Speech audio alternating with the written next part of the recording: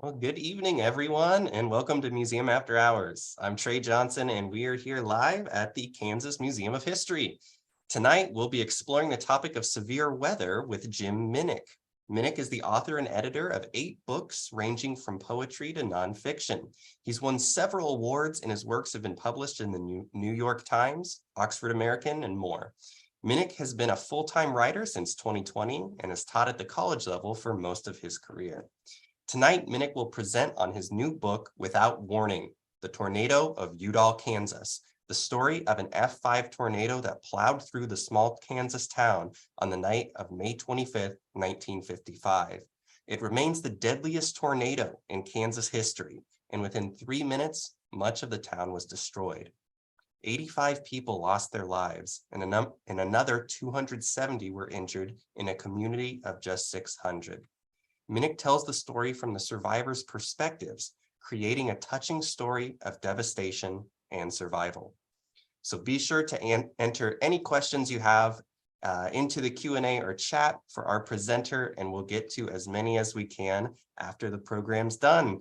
So let's all welcome Jim Minick.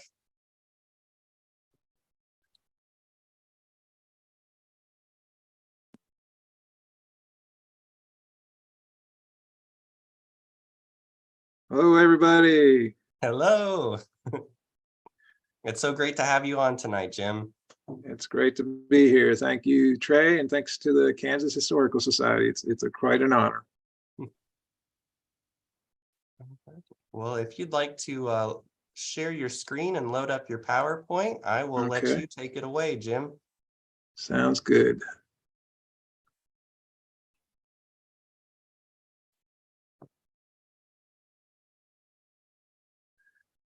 All right. So again, it's a great honor to be here, and thanks for coming. And if you have questions, please post them, and we'll try to talk through them at the end. And so, Without Warning, Tornado of Udall, Kansas. As Trey mentioned, just a brief overview here, the tornado happened on May 25th, 1955. It was an F5. The worst, and it struck at 10:35 p.m., so at night, and there was no warning. In roughly 3 minutes, destroyed almost all the buildings, toppled the water tower, and killed 82 people. And it was and still is the worst in the history of Kansas, and one of the worst tornadoes in the history of our country. And I'll say here, this number 82. There's different people have different numbers of the dead. I think the official death toll for the Udall town was 77.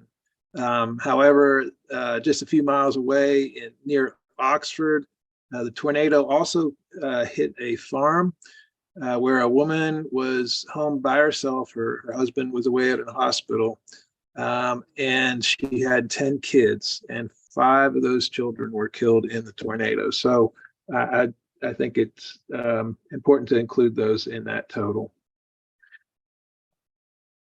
So as Trey said, the town was and still is pretty small, even though it calls itself a city.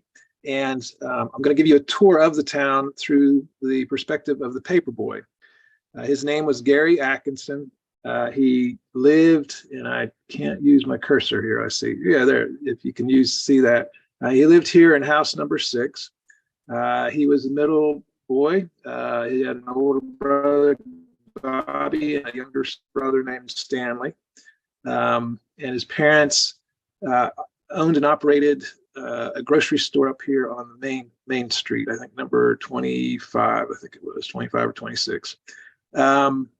And so on the afternoon before the tornado, the afternoon of May 25th, Gary started walking from his house down this few blocks to behind the high school here. The football field was behind the high school in the bottom southwest corner here. And I love this detail. The county paper came from Winfield over here, 17 miles to the southeast. It came via airplane. So a small airplane flew with the newspapers, and In the ideal conditions, it would drop them on the center of the football field.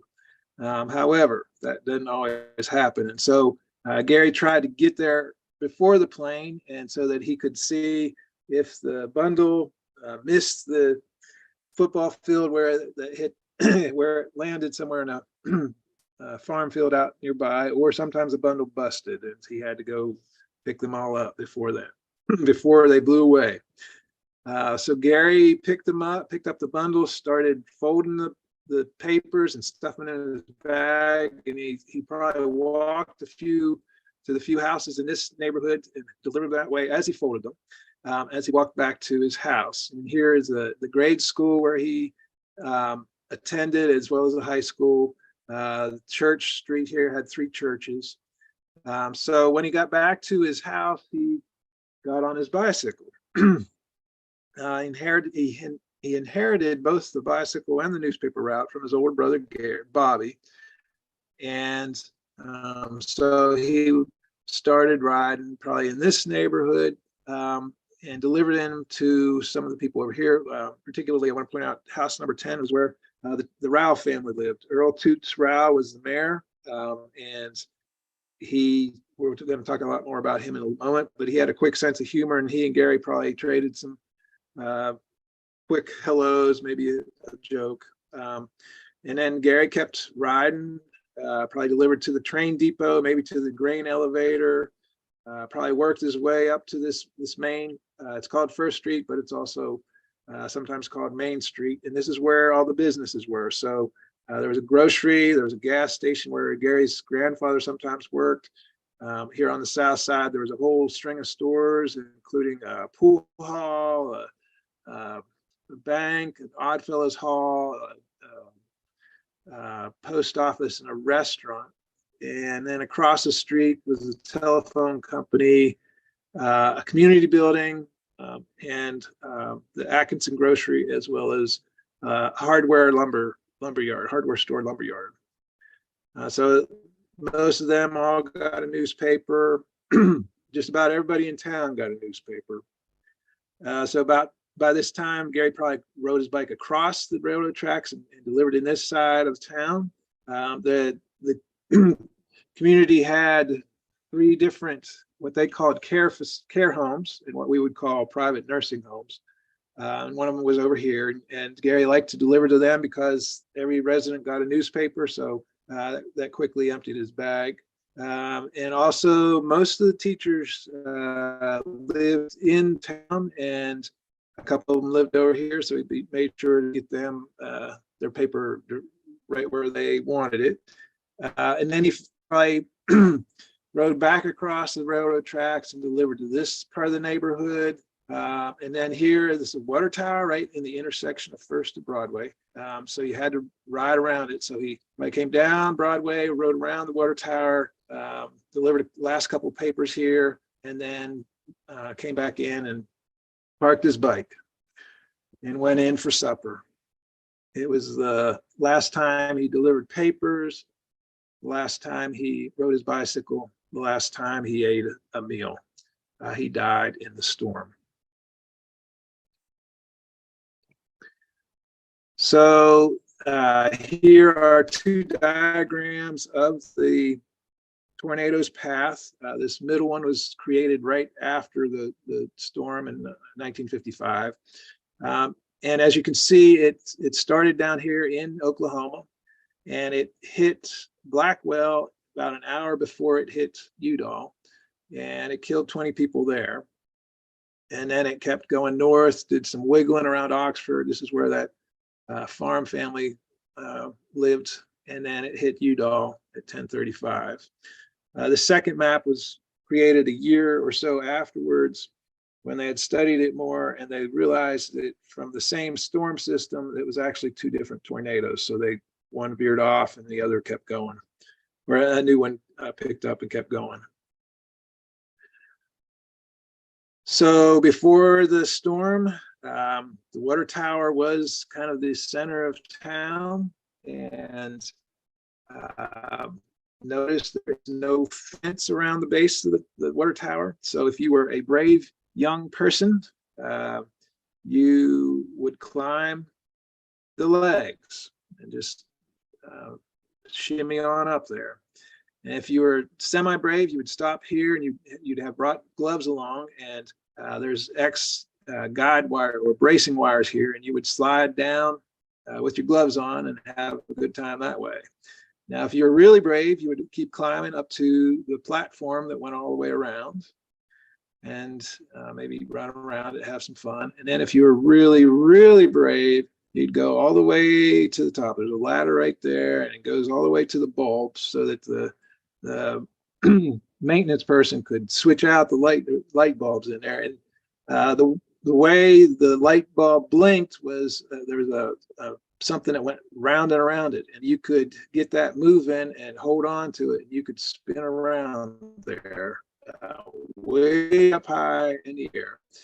And so that water tower did not survive the tornado. It fell directly west into the street and hitting no houses. And here's a different picture. Old timers said if you were born within sight of the water tower, you would always return to Udall. I don't know how true that is, but it seems pretty true. So the tornado was just incredibly devastating. And here are probably Mennonite men searching the rubble. Probably the day after, a dog, somebody's stray dog that survived. I think this is a baby carriage. And this is the grade school. It was a 2-story, I think it was all brick building, and this is what survived. And this is the view of town in the storm from that grade school pile of rubble. So we're looking to the northeast, and you can see the streets have been cleaned for the most part. There's a bulldozer over here on the far right that's still working. So this is probably a day or two after the tornado, and you can see in the distance these tall buildings are the business district that we talked briefly about, and we'll talk more about here in a moment. And then here in the middle background is the train, and we'll talk more about that here in a moment too. And the Atkinson family probably lived right in somewhere in here. This was the brand new high school, only a year old, and they were able to rebuild it as the students were going to class that fall. So the rubble was, incredibly dense, and it took a lot of manpower mainly to clear it. And the Mennonite Disaster Service was a key part of that. They came immediately to help with the search and rescue, and then also with the cleanup and rebuilding afterwards. And as you can see, it was all done by, well, a lot of it was done by hand. As they, tried to find anything valuable, they'd set it aside, but often they had to hand load it into the truck and then go to the football field to unload it by hand as well. In the background, you can see some of the tall buildings of the business district, and then this white house is the Seaman House. We'll see it here in a moment as well. So all 3 churches were destroyed. And this was the high school, as well as this truck was a pickup truck that was completely stripped of the cab and body, and the truck frame was hung in this tree. And supposedly a driver's body was found half a mile away. They could never confirm that, but definitely this picture kind of became the most known from the storm. And you can see between the 2 men in the background of the high school, that's the debris pile of what was left of the town. Over 100 cars were destroyed, including the fire truck, but they were able to restore it and return it to service.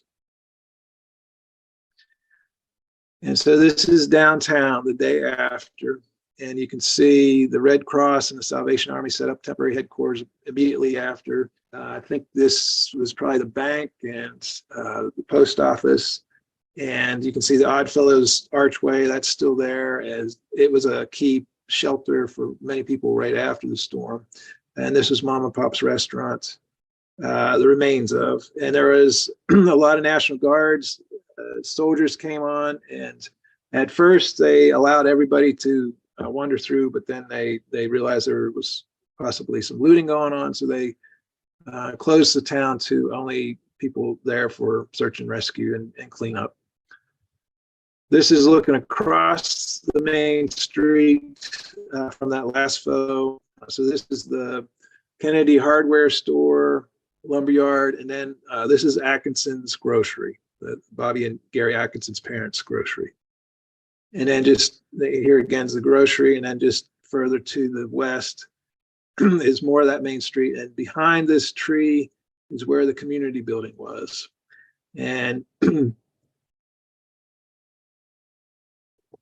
in that community building was a wedding shower, and there were over 100 people at that wedding shower. Unfortunately, most of them had already left and returned home, but there were still 14 people there who were part of the cleanup crew. And amazingly, all 14 of them survived.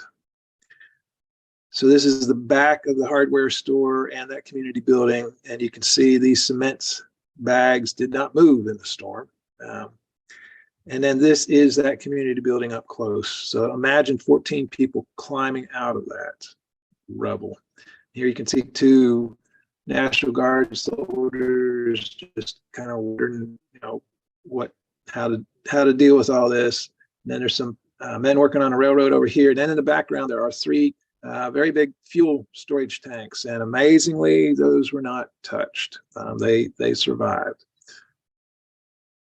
So hundreds of men and women came to help, and they all needed to eat. So both Red Cross and Salvation Army set up canteens. And then so back to the town map. So the storm started down in here in the southwest corner, and it pretty much came on perpendicular to the railroad track. And so the tornado turns counterclockwise, and so much of the severe destruction and deaths happened in this quarter of the town. There were houses destroyed up here, but not as severe, as many, I should say. And people died up here as well.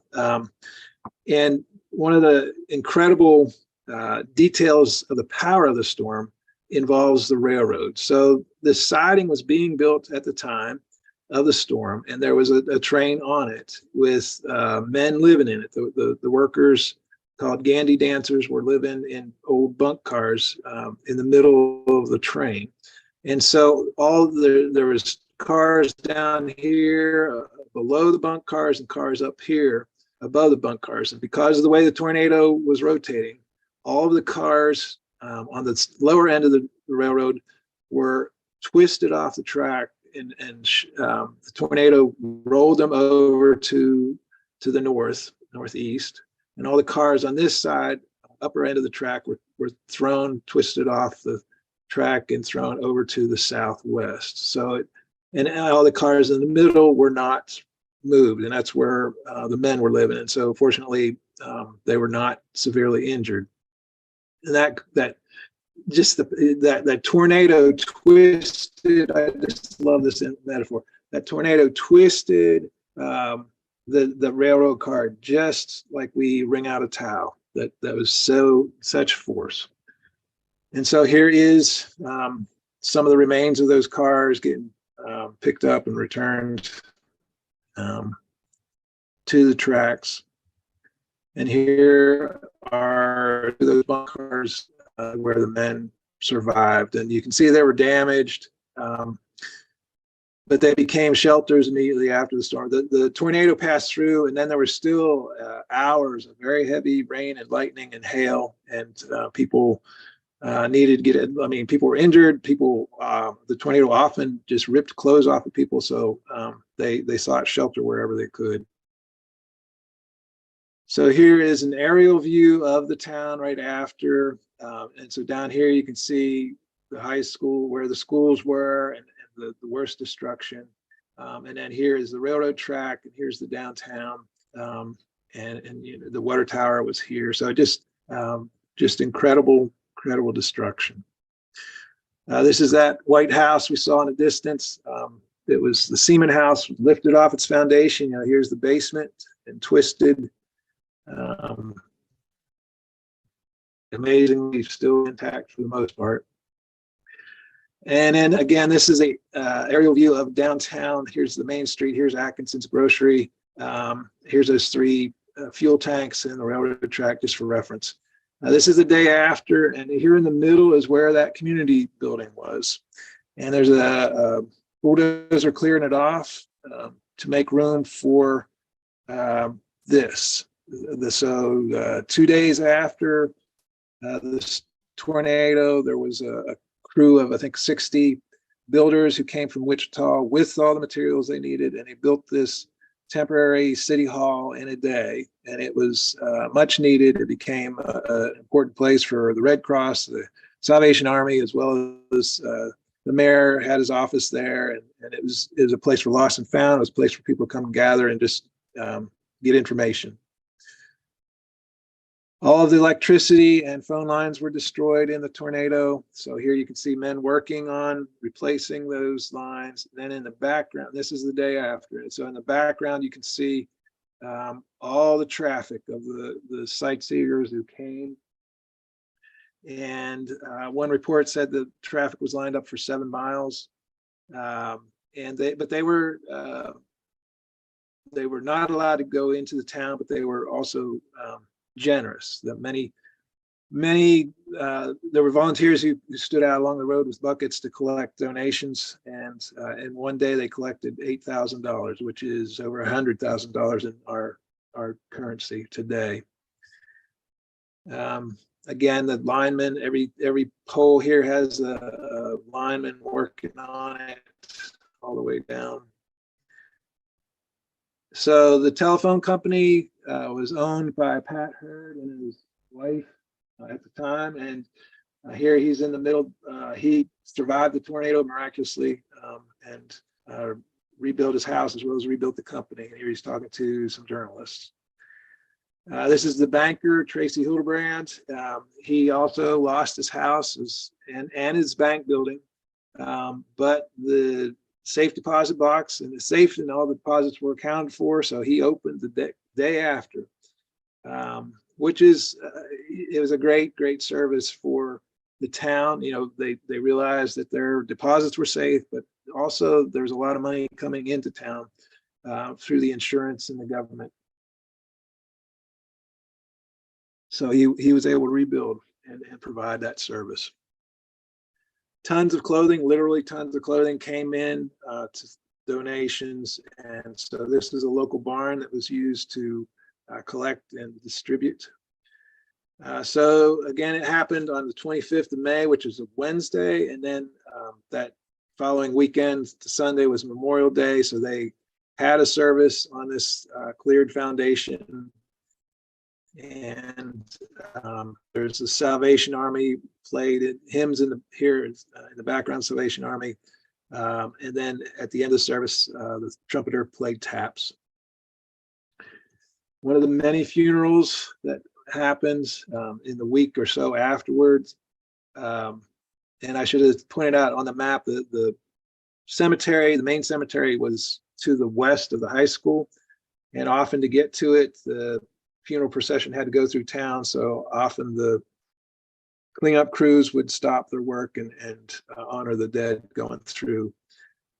One newspaper account said that as the funeral was going on, there was a new grave being dug, as well as an old grave being covered over. So it was pretty amazing how many funerals were going on. So this is 2 weeks after the tornado. Amazingly, and actually it was pretty much all cleaned up even 1 week after the tornado. So the pictures taken from some of those tall buildings in the downtown area look towards the high school, towards the southwest. And here in the background is the debris pile. That is all of the town that was hauled there to the football field. And then a couple months later, they burned that debris pile. Again, it was near the high school. So here they're pausing from rebuilding the high school, new high school gymnasium. And then this is downtown roughly roughly a year afterwards. And so there's a new congregational church here in the background, a new grocery store, the new telephone company building. Here in this corner is that temporary city hall that was built in a day. A couple kids walking on the sidewalk, another kid riding his bike. There's a gas station over here. So it was a thriving town. Once again, they didn't have the trees. They didn't have the old architecture of the nice houses, but they were there, and the population was roughly 600 before, and it pretty soon afterwards it returned. A couple years later, it returned to that. And actually, the high school, or one of the schools, had more students in it the year after than the year before the tornado. So I want to talk about some of the main people in the book, as well as in the story. So this is, again, the mayor. His name was Earl Rao, but everybody called him by his nickname, Toots. And in this picture, he's accepting the quote unquote key from the Builders Association who built that city hall in a day. And in the middle is Toots and Lola's son, Gary, and he has this bandage around his neck with a blood spot there. So the Rouse had a storm shelter, but they didn't make it to it in time. So they all laid down on the floor, and the adults laid on top of the kids, and the house basically fell on top of them. One of the walls fell on top of them. And sometime in that, during the storm, a brick or something hit Toots on the back of the head, knocked him out. And so Gary, in his panic, stood up in the middle of the tornado, and a piece of fence wire went through his neck. And so that's why that bandage was there. And miraculously, he survived. And so here's the whole Rao family, Lola, and then the two daughters, Jan and Pat, and Gary, the son, and then Toots, and then their dog, Corky, who all of them survived, including the dog. A day or two later, its dog wandered into town, and National Guards found him and picked him up and carried him to Toots and asked if he knew anything about this dog. And the dog was just wagging his tail wildly. And Toots said, "Yeah, that's Corky." So miraculously, they all survived. This was taken, I think, a year after. So I never got to know Toots, but I learned a whole lot about him from newspaper accounts, as well as his oldest daughter, Pat, who's a great help with the book. And I want to tell one story about Toots. He had only been mayor for 4 months. He was a crew foreman on an oil rig. He worked a night shift, but he knew the importance of story. He knew the importance of his role as a leader. Probably 2 days after the storm, he was searching through the rubble and met the town marshal, the town cop. His name was Wayne Keeley, and they were good friends, and they had both lived in the town most of their lives. And Keeley survived the storm in his shelter. So the two men traded stories about how they survived, and then they probably traded stories about who they knew had been killed or who was in the hospital. And then Toots asked Wayne, so what are you going to do, Wayne? And Keeley said, "Oh, I think I'm going to rebuild somewhere else. This is just too hard." And Toots looked at him and said, "The hell you are. You're going to rebuild right here, and I'm going to rebuild, and we're still going to be neighbors." And that became a chorus. "I'm going to rebuild" became a chorus that many, many different townspeople echoed. And thanks to Toots, they realized, that was their job in life, was to rebuild and make their lives again in this place. And he created and started that narrative of hope. So this is Bob Atkinson, Gary's older brother, and one of my main interview sources. And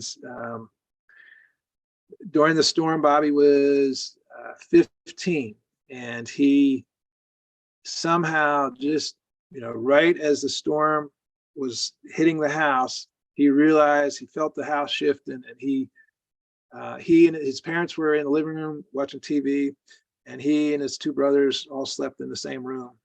And Bobby somehow lifted the screen window. I just am fascinated with that detail. He lifted the screen window and jumped through the window and ducked down beside the foundation of the house, just in time. And then the tornado hit. And he said the first wall of the tornado felt, it didn't really hurt him a whole much. It was just really powerful wind, so powerful it took off all of his clothing. And then there was a lull, and that was the eye of the storm going over him. And he got up and looked around and realized there was no house. And he also wondered what happened to his family. And then shortly after, the second wall of the tornado hit, and Bobby said it felt like somebody was shooting a shotgun at his back at close range over and over, while somebody else was hitting him on the head with a ball-peen hammer over and over and over. His injuries were incredible. He had a broken leg, two broken arms, both arms were broken, and his right hand was very severely crushed. He had a very bad concussion, lots of other wounds, including sticking out of the chest cavity out of his back, a 2x2. 2x2 had punctured his lung and was lodged in his back. And somehow he crawled into his dad's car, which was nearby, but all the glass had been broken. But he found shelter there from the rain and the lightning. And he waited and waited. And through the night, finally, he realized that he needed to rescue himself. Nobody was coming for him. And he saw at the far north edge of town, headlights pointing into town to help with, search, people coming and pointing that, trying to give light to the search. And that was a half mile away. And so he started crawling. Remember, he had two broken arms and a broken leg. He started crawling across all of the debris, including the downed water tower, crawling over and over to that half mile to get rescued. And when he made it, there was a man there he knew who lived a couple miles outside of town, who'd come to town to find his daughter. And the daughter was in the back seat. She had lost an ear in the storm. And the man pointed to the car and said, "Get in. I'll take you to the hospital." And Bobby, knew he was completely blood covered. And Bobby loved cars. And this car was a brand new Chevy. And Bobby said, "I'm not getting in that car. I'll mess it all up."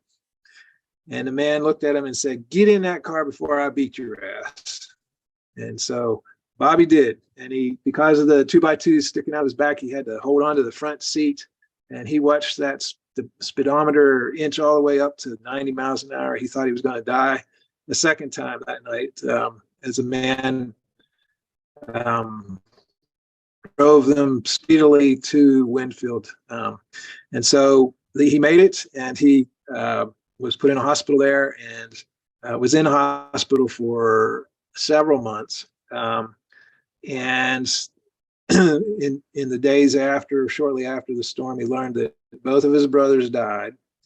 His younger two brothers, Stanley and Gary, and then they died immediately in the storm. And then a few days after the storm, his mother also died. So all three of them were buried at the same time. His father survived. He was one of the last to be rescued. His body was so mangled as to be unrecognizable. And he was also in a hospital in Winfield, but a different hospital. And he survived for several months, but he also had cancer of the throat or mouth. And so he survived enough recovered enough to get out of the hospital and get oversee the rebuilding of their the grocery store. His uncle and father helped with that. And the insurance, he oversaw the insurance part of that. But then roughly 6 months after the storm, Bobby Sr. died from the cancer. So within 6 months, Bobby Jr. here was an orphan. And he miraculously kept on going, and still is going. Another key resource for me was Beth Morgan Evans. Here we're in the Udall Museum, great little resource. And she was also, like Bobby, she was 15 at the time of the storm. And she was part of the wedding shower group, cleanup crew in the community building. Her mother was a teacher with the and one of the ones in charge of the wedding shower, and her mother insisted that Beth go along with her.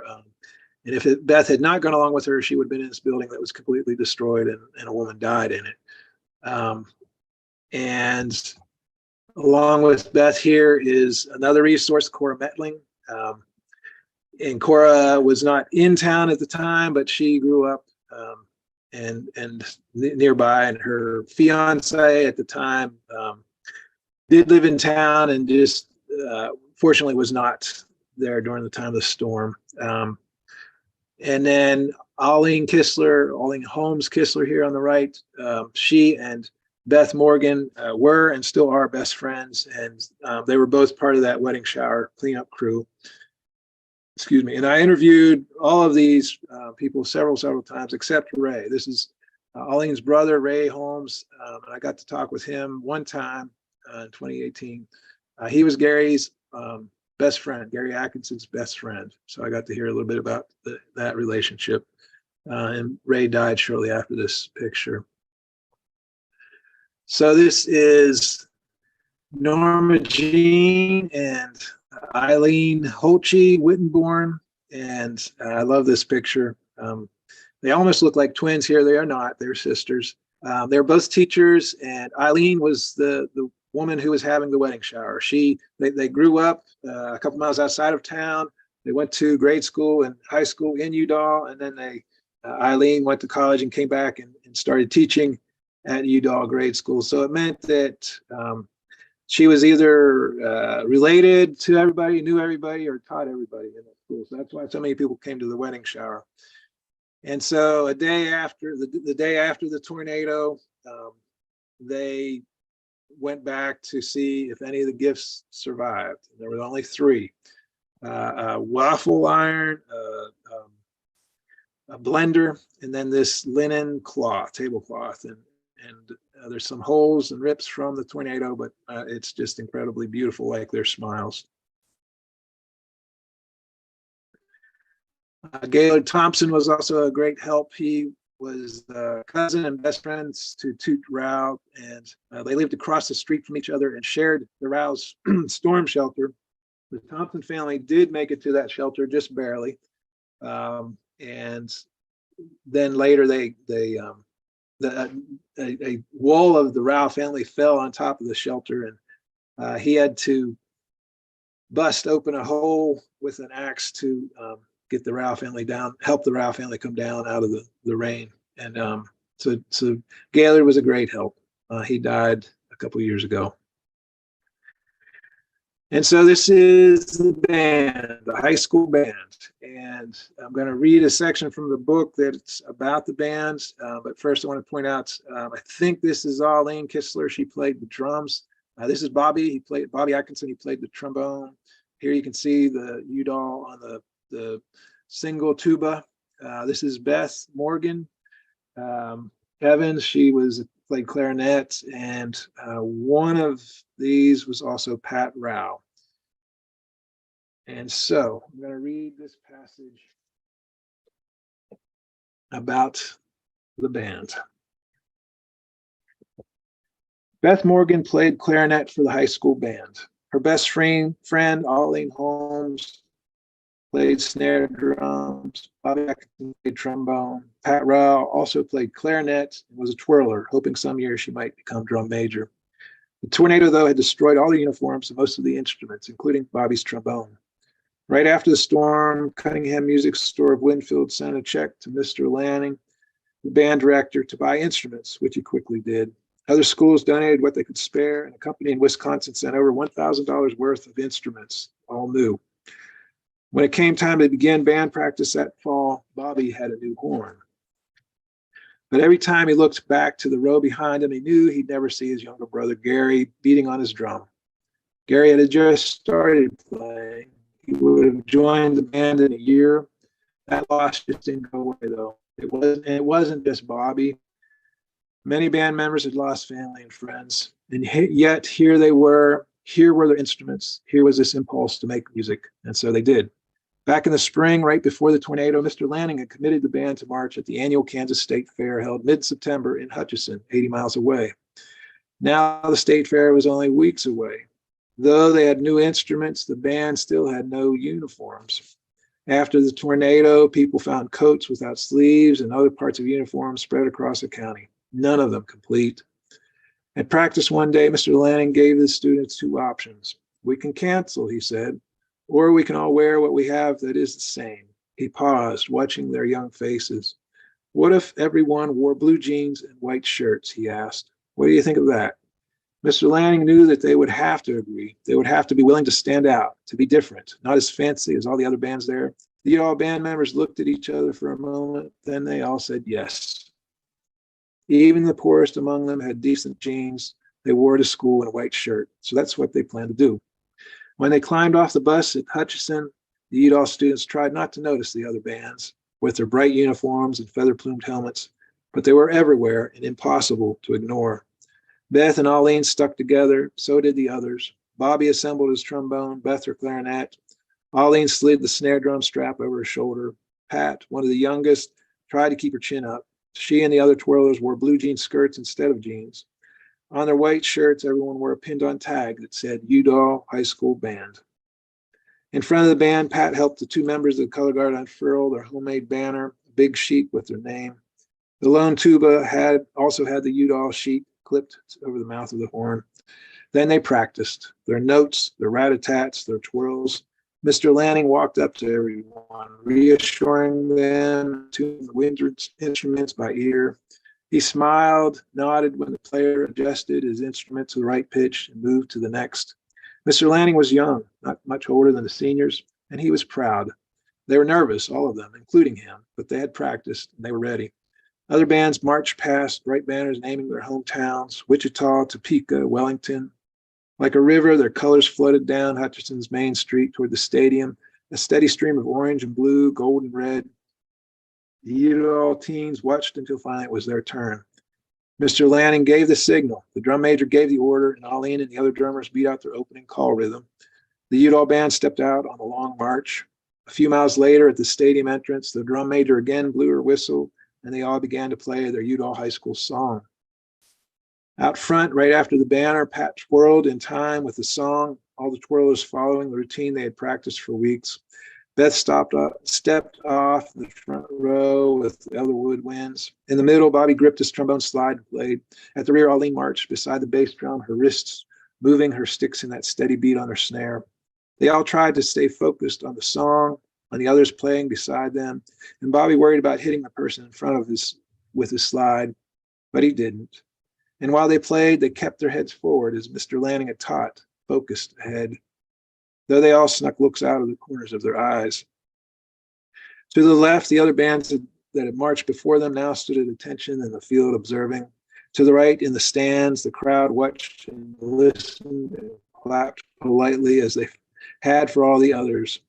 When the small Udall High School band approached the midway, the announcer called out their name, and suddenly something changed. The crowd realized who these oddly dressed teenagers were, and the people understood. It was as if the band was saying, we might not have fancy uniforms, and we've lost some players, but this is us. We're here, and we're here to play. The crowd all stood. They clapped and yelled, cheering on the band, their resolve to march despite having lost so much.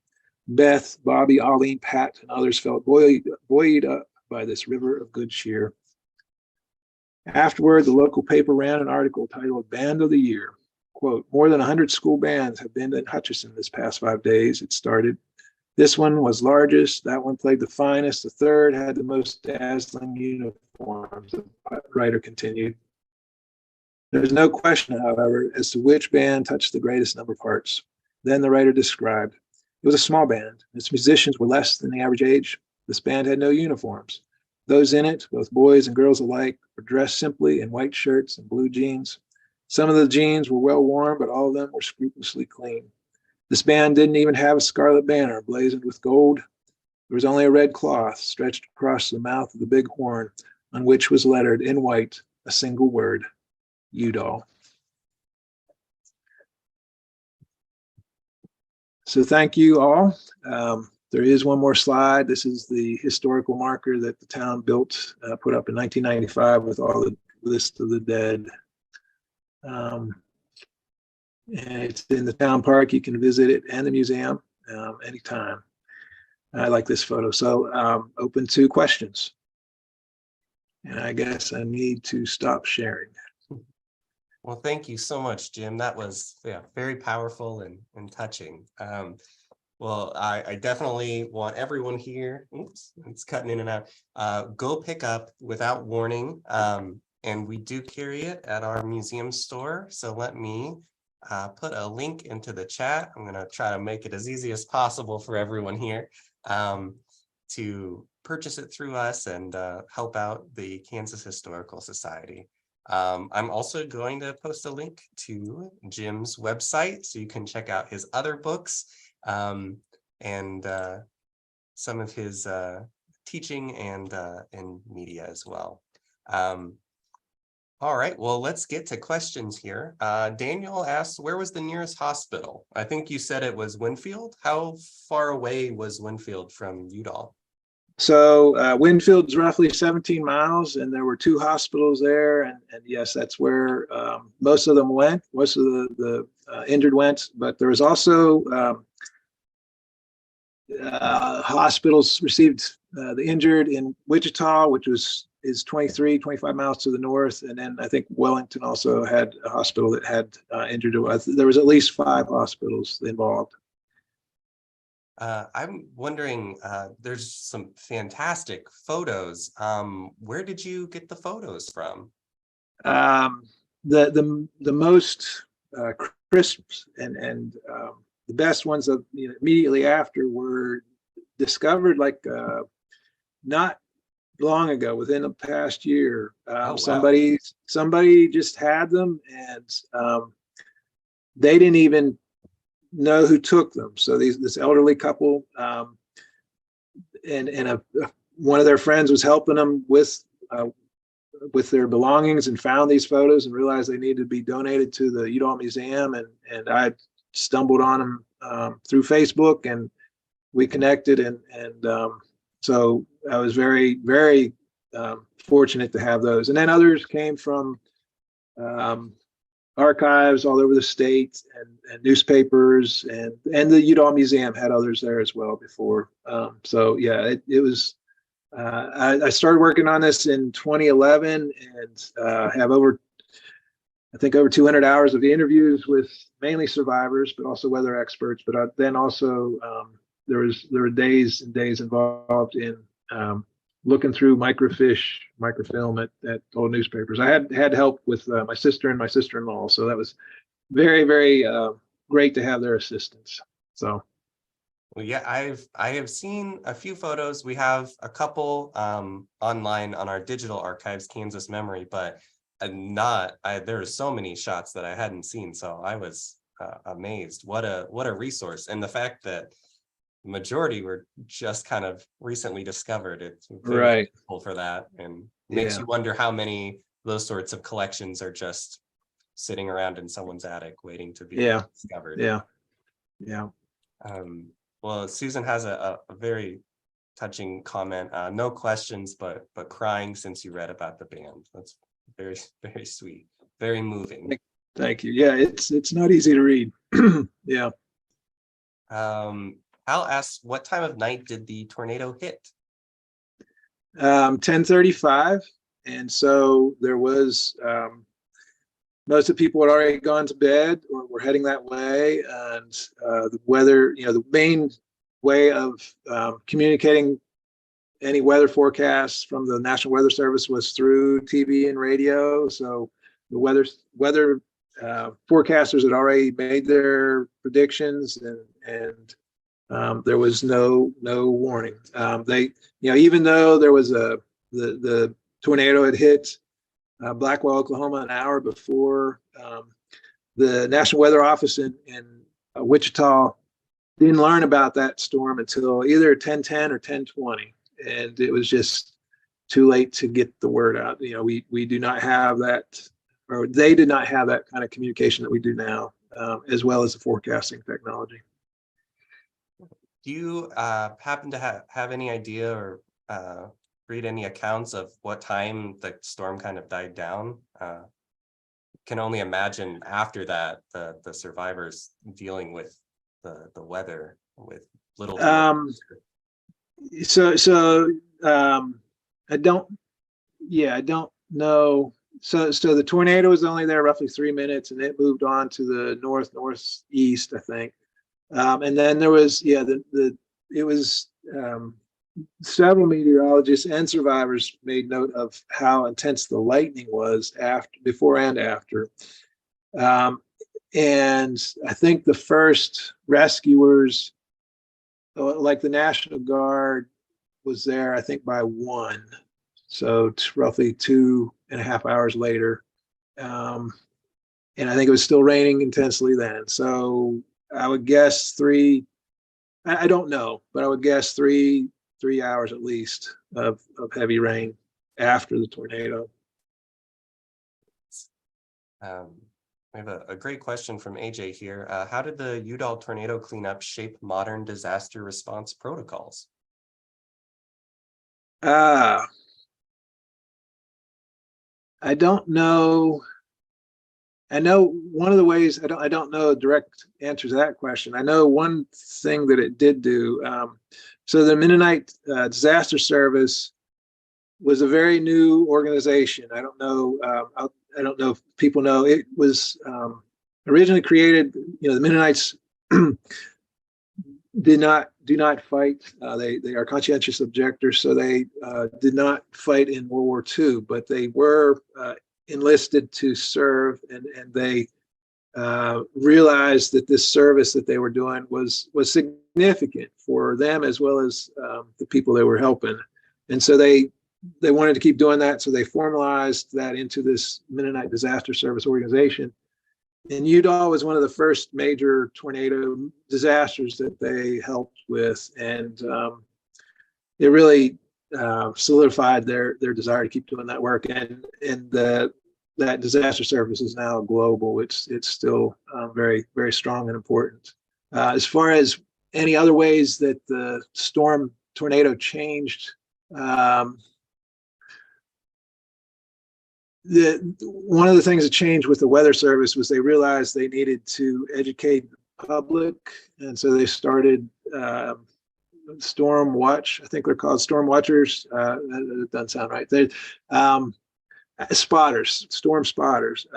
So they held classes and they helped people, taught people what to look for, and that became an important part of Udall. Many of this is after the storm, the Udallians built a tower on the football field, outside of the football field, and they took turns being in that tower when bad weather was predicted, and they were spotting as much as they could and trying to be safe as much as they could as well. Well, that what you just said kind of leads into the next question. Is it true that Udall installed a phone system that would notify every home of a tornado after this incident happened? They did. Yes, the son-in-law of Pat Hurd, the telephone man, it was photographed there, created a system that this was way before them. They still had plug-in. They had a person plugging in, connecting the calls. So this was way before all of our communication technology. So this man created a way to pretty quickly. I forget how. I mean, I think it was within 30 seconds. He could send out within the telephone network. So around Udall, emergency codes or emergency dials and let people know. Yeah, it was impressive. We got a few more questions. Was there a doctor in town? What kind of healthcare was available right after the storm? I know you kind of touched on a few of those, but there was not a doctor in town. The doctor had died a couple of years before. His widow still lived in town, and she died in the storm. So the health care had to be, all those local hospitals was the main health care. Yeah. So what brought you to write about this? Do you have a Kansas connection or a connection to Udall itself? So that's a good question. I get that every time. And I've never lived west of the Mississippi. I've never been in a tornado. I was born after 1955. But in 2010, 2011, I was looking for a new project. I just finished my last book, which was a novel. And one of my favorite writers has written Using the Elements. He's written 4 different books of poetry and 4 different novels, each one with a different element. And I've just written one that was focused on fire. So I was looking for a different element. My sister-in-law said, well, my hometown got wiped out by a tornado. That's some kind of wind, don't you think? And I said, it sure is. And so through her and with her help, I was able to, start talking to, like, some of my first interviews was was with a group of quilters. So they were all sitting around quilting. We had the microphones in the middle. It was very chaotic, but it was a lot of fun. But I started to realize how intense the memories were, so how intense the storm had been. I should say, so I just finished a novel, so I was expecting to make this next book a novel as well. But when I started hearing these stories and realizing the gift of that was being given with these people, survivors sharing their stories, I realized it needed to be nonfiction. So that made the book a lot more difficult, but I'm glad. I wanted to make sure every detail was as much as possible verified, but I'm glad I did, because it's so important that it's nonfiction to honor those people in that community. Well, we are very glad that you went through with that too. So we have the privilege and honor of being able to take part in this tonight. So yeah, quick reminder, everybody, go pick up the book. I put a link in the comments. But yeah, you will not be disappointed. So thank you again so much, Jim, for taking time out of your night to visit with us, answer our questions, and give us such a nice program. I hope everybody here can come back next month, October 11th, 6:30 p.m. To hear Christine Steinkühler talk about the roughly 60 Carnegie-funded libraries all across the state of Kansas. So from all of us here at Museum After Hours, thanks so much for tuning in, and we will see you next time. Bye-bye.